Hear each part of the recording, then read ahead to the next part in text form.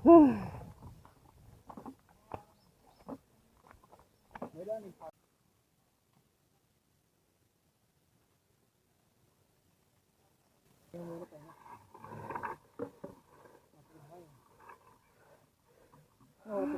ako naman sa nawawag damang kita.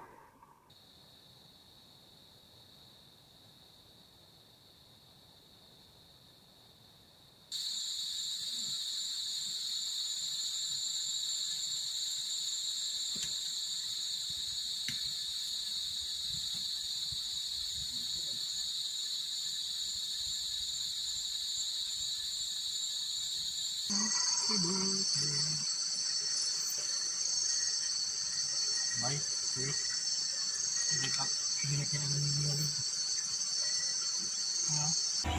Welcome to our channel, Wonders Vlog. Please subscribe. Thank you. Hello mga ka-wonders, ang vlog natin ngayon ay isang adventure vlog na kung saan magpupunta kami ng isang ilog at doon kami matutulog ngayong gabi. So ang oras ngayon, pasado 2:00 na ng hapon. So 5 kami na magpupunta doon at ang balak namin sana ngayong gabi ay mamingwit o mangawil ng igat o kasili kung sa amin pa at manguha ng suso kasi sabi nila tuwing gabi lumalabas raw yung mga suso. At syempre, i-enjoy na rin yung magandang tanawin doon. So kung bago ka pa lang sa channel natin, please don't forget to like, share, and subscribe Wonders Vlog. At sana panoorin nyo to hanggang matapos ang vlog na ito. Ito yung daan papunta ng sa Cabarasnan. Nandun yung mga sundalo natin, oh.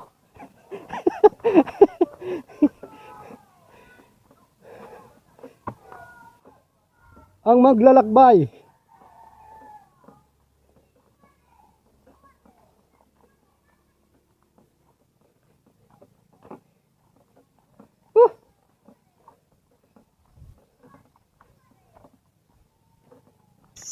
Shout out nga pala kay Pastor Jared kasi siya minsan yung nagkakameraman natin. So nandito pala tayo ngayon sa Barangay Cabalagnan, Borongan City. Isa itong liblib na barangay ng Borongan. At ang pupuntahan natin na lugar ay ang Cabarasnan. So itong lugar na ito ay pinupuntahan ng mga taga dito at kahit yung mga kalating na barangay nagpupunta doon para makapag-relax. Lalo na't ngayon ay Holy Week. So ngayong araw ay Holy Wednesday. So bukas inaasahan namin na may maraming magpupunta doon para makapag-relax. So sabi nga nila, yung daanan pala ay may mataas na bundok na aakyatin namin. Sana kayanin natin hanggang sa maabot natin yung lugar.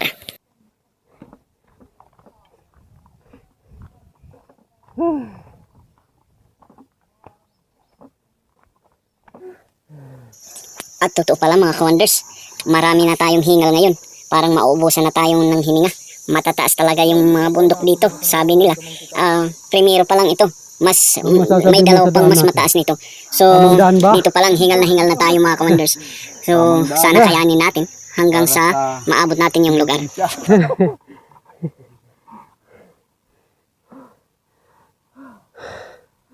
Ngayon ay araw ng Miyerkules. Holy Wednesday. Hindi buro pang hikuan. Parang hindi. Asa? Oh, pwede. Sige. Tara. Gayot na. Kapwa na mga din na.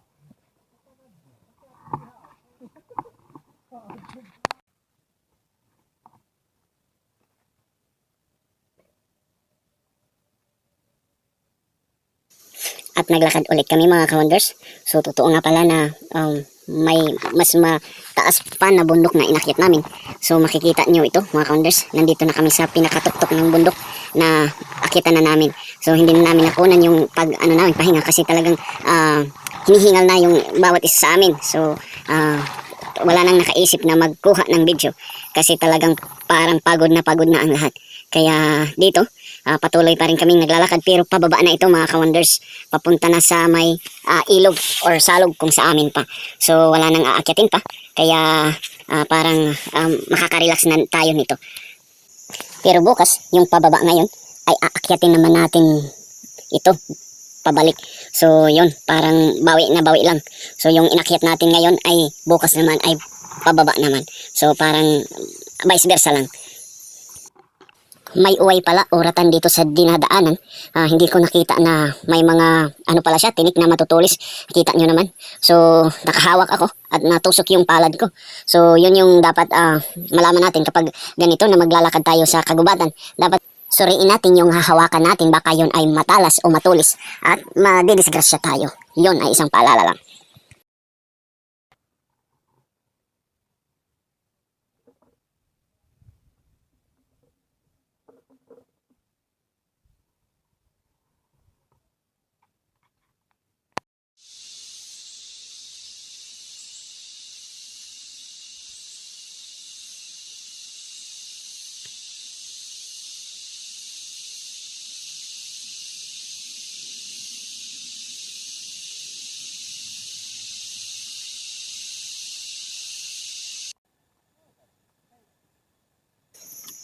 At sa katapusan, naabot na rin natin yung destinasyon natin. So, yun, napakaganda pala mga ka-wonders. So, talagang pawing-pawi yung sakripisyo mo sa paglalakad kung makakaabot ka naman sa lugar dito. Napakagandang tanawin mga ka-wonders, yung ilog at saka yung mga puno ng kahoy, mga halaman. At paligid mga ka-wonders, talagang maamis ka. Bawing-bawi ka sa paglalakad mong papunta dito.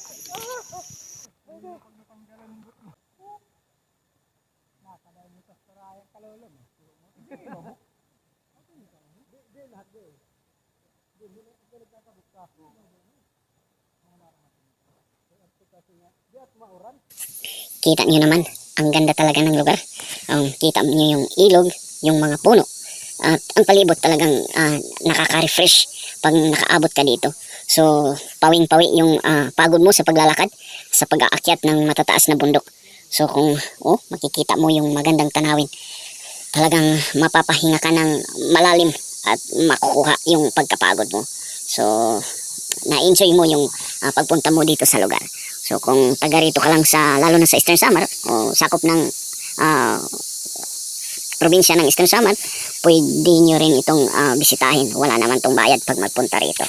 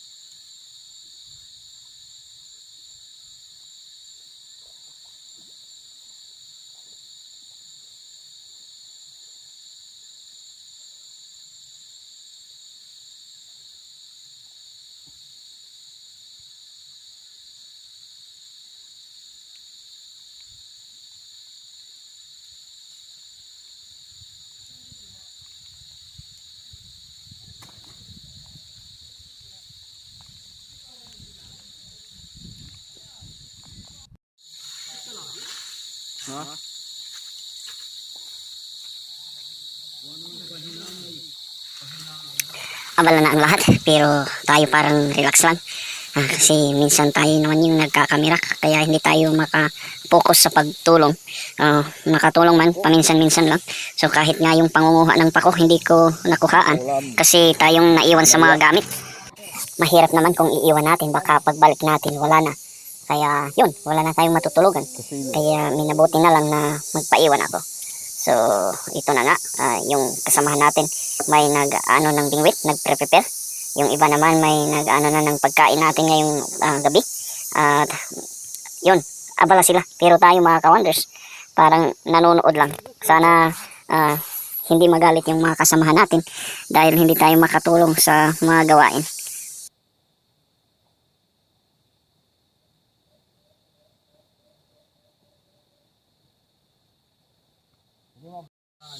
Dire. Patay.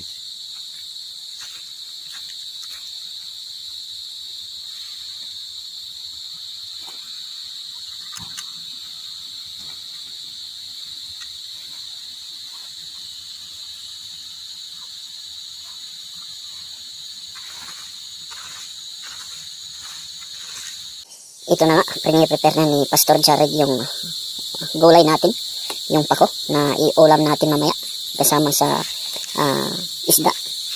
At parang maraming nakuha sila at baka may bukas pa tayong iulam nito sa umaga. Kaya napakaganda talaga ng buhay dito sa probinsya kasi itong pako na ito ay libre lang. Kinuha lang nila ito sa gilid-gilid. Kaya napakaganda talaga ng buhay dito sa probinsya kasi may mga libre pa. Hindi katulad kung nasa syudad ka na halos ang lahat ay kailangan mo ng bayaran. Oo nga, madaling kumita ng pera sa syudad pero madalang naman yung libre. At sa probinsya naman, madalang kumita ng pera pero marami pa namang libre. So siguro, nasa sa atin na yun, sa tao. Dapat maging masipag lang tayo kasi pag sa syudad ka, pag masipag ka, siyempre magkakaroon ka ng pera na magagamit mo ng pambili. At kung nasa probinsya ka naman, kung hindi ka naman masipag, kahit maraming libre, kung hindi ka magtatrabaho, so parang magugutom ka rin. So siguro nasa atin na yun, nasa tao na yun. So lahat ay may mga advantage at disadvantage. So nasa atin na yun kung paano tayo kikilos. So ito na si Pastor Jared nagkakayod ng nyug o nagkakagod kung sa amin pa. So kasi wala kaming dalang pangkayod or kaguran kung sa amin pa. Ginamit niya yung sandok o nakapagkayod naman siya ng nyug. Kaya ito may magagamit na kami sa gulay para sa ano yun, pako. So yun yung gagamitan namin ng gata. Kaya yun, pwede pala yung pangkayod nyo yung sandok kapag wala kayong kaguran or pangkayod sa nyug. Ito na nga, sinasalin na yung kanin namin sa dahon ng saging kasi ito rin yung paglulutuan namin ng gulay na pako. Itong kaldero na ito kasi wala kaming ibang dala. May karaha pala o kawali ba yun sa Tagalog? Kaso nilutuan ng isda. So yun mga ka-wonders, padilim na. Mamaya't maya, mag-prepare na kami ng tanghalian namin.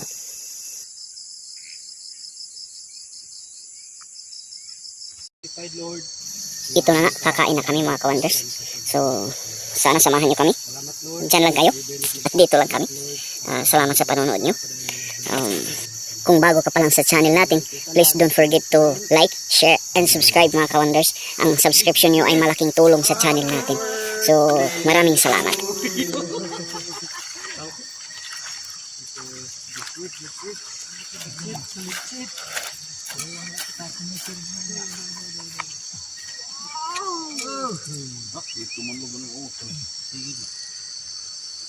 Ang sarap talaga ng gulay na pako. Maraming lamon na naman tayo dito ngayon. Parang hindi na matutuloy yung diet natin mga ka-wonders. Mamaya't maya, mangunguha na sila ng suso mga ka-wonders at tayo iwan na naman sa campsite kasi hindi tayo marunong maglangoy. Hindi tayo marunong sumisid kasi dapat sinisisid yung pangunguha ng suso. Ito na nga mga ka-wonders, marami silang nakuha na suso at damgin. So malapit nang mapuno yung kaldero. O puno talaga.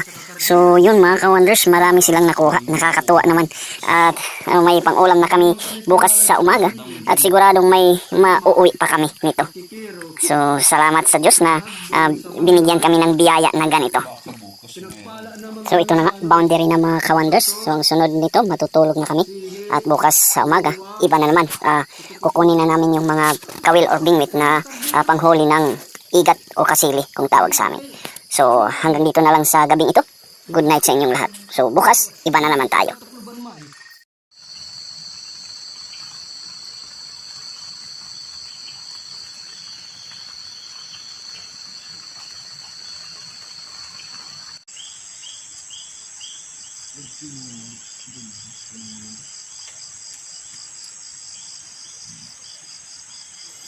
Yun, umaga na mga ka-wonders.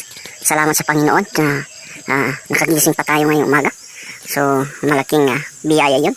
Yung buhay na binibigay sa atin at nagigising pa tayo sa umaga. Sa ngayon, nagpre-prepare na kami para sa pang-almusal namin. At mamaya't maya, siguro kukunin na namin yung mga kawil o bingwit na panghuli ng kasili or igat.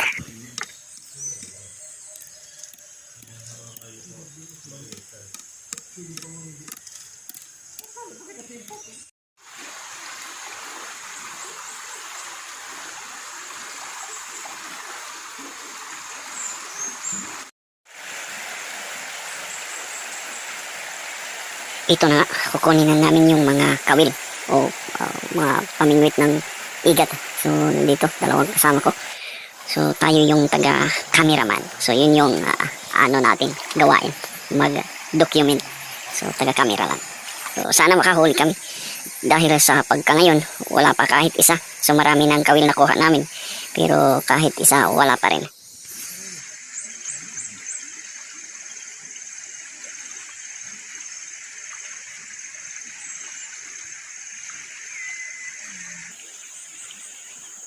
Hoy, may huling isa.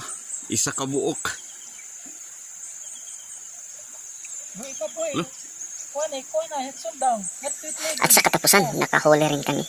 So hindi na kami 0. So 1 point na. Sana mayroon pang iba. Igat. Igatin ka.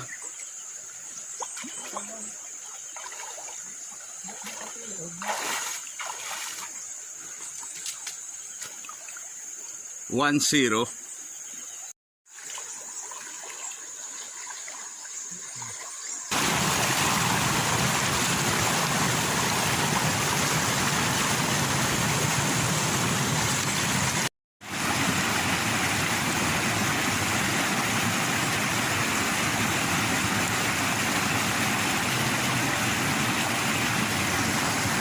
Sa ngayon, marami na kaming nakukuhang kawil pero parang kahit isa wala pa rin.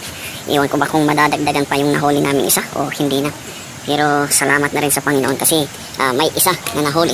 At saka yung kagabi na nakuha na suso, marami naman. Goods na rin yun.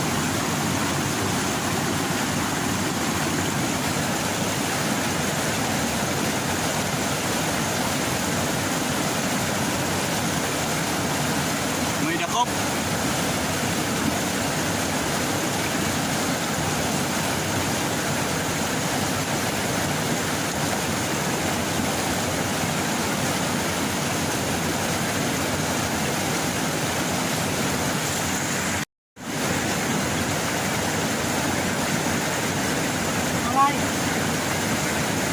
Wala pa rin. Yun lang talaga yung isa, yung huli natin.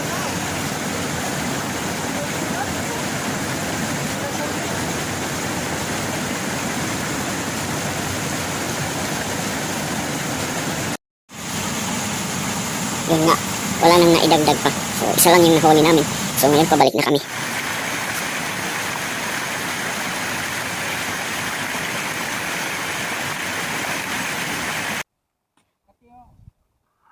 Naubusan kami ng gas or ng butin. Kaya ngayon ito, nahihirapan kaming saing kasi umulan kagabi at yung mga kahoy ay basa. Kaya ito, parang mahirapan kami makaluto ngayon.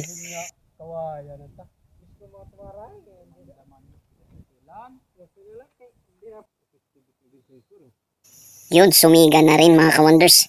Ika nga, if there is smoke, there is a fire. Pag sure, oy, tumbling ko ron.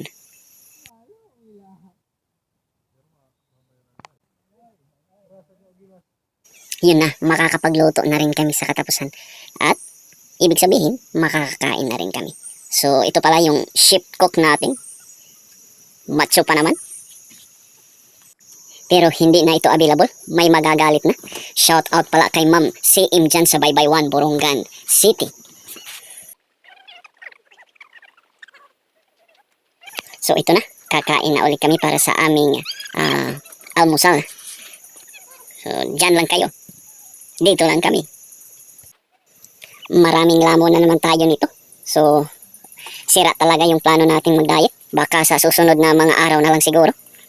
Lalo na suso na ginataan at nakahalo yung pako na gulay. Alam ko kung nakatikim ka na nito, talagang ma-agree ka sa akin na talagang masarap yung ulam namin ngayon.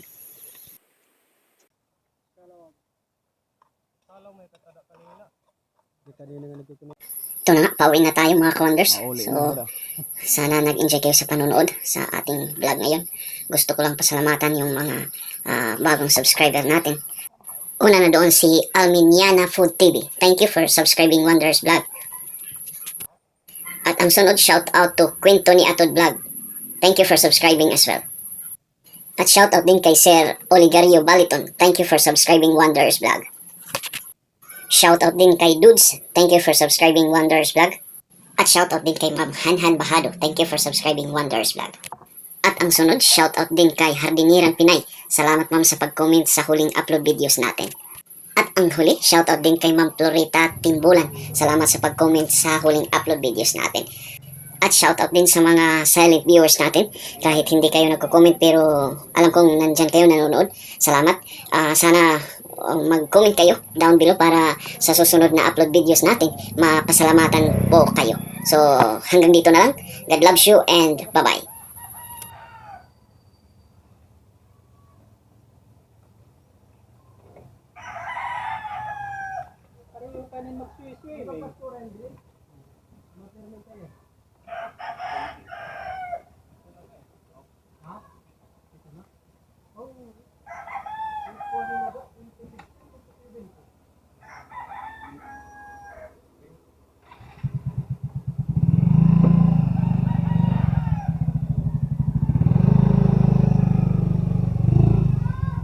Ano?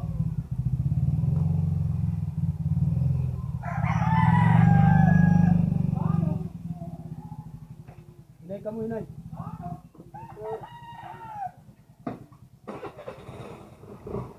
Pagkarik ka na ng television.